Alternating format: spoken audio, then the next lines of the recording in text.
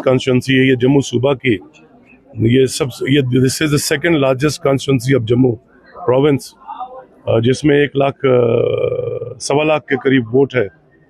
और हम लोग कोशिश तो हमने बहुत की कि सब जगह पे पहुंचा जाए, लेकिन कुछ एरियाज रह गए और हम उनके मशकूर हैं। जिन एरियाज में हम नहीं पहुंच पाए वो उन एरियाज से भी हमको बहुत पॉजिटिव सपोर्ट मिल रहा है, तो हम उनके भी शुक्रगुजार हैं। और यही है कि नेशनल कॉन्फ्रेंस एक सियासी जमात ही नहीं, एक तहरीक है। तो हम लोग हमेशा तहरीक जो है वो हमेशा किसी भी मुकाबले चैलेंज के लिए तैयार रहती है।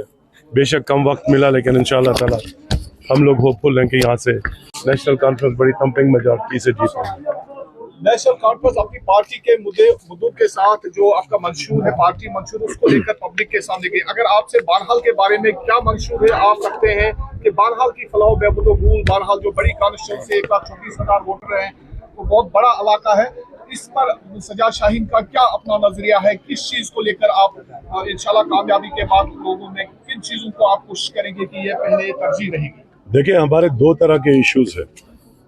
पहला तो हमारा एक जो कौमी इशू है, रियासती जो इशू है, वो हमारी 5 अगस्त 2019 को हुए जो फैसला गैर आईनी था, हम उसके खिलाफ एक जद्दोजहद और एक आज़म लेके चले हैं।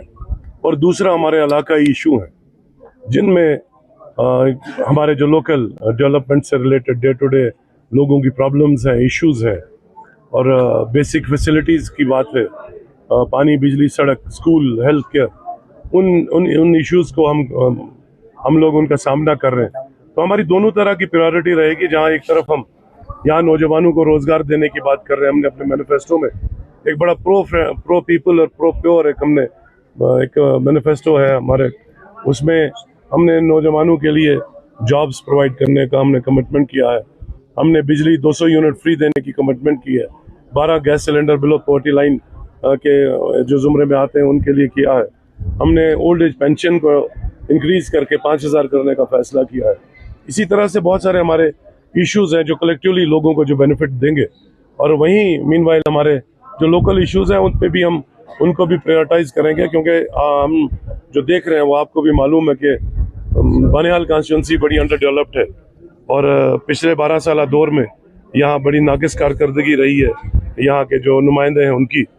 तो हम एक वो जो गैप बना है, वो डेवलपमेंट का जो गैप है, वो जो खला है, न सिर्फ हम उसको भरने की कोशिश करेंगे, बल्कि आवाम की जिंदगियों की सोशल और पॉलिटिकल इकोनॉमिक जो एस्पिरेशंस हैं उनको भी एड्रेस करेंगे, ताकि लोगों की जिंदगी बेहतर हो सके, लोगों के लिए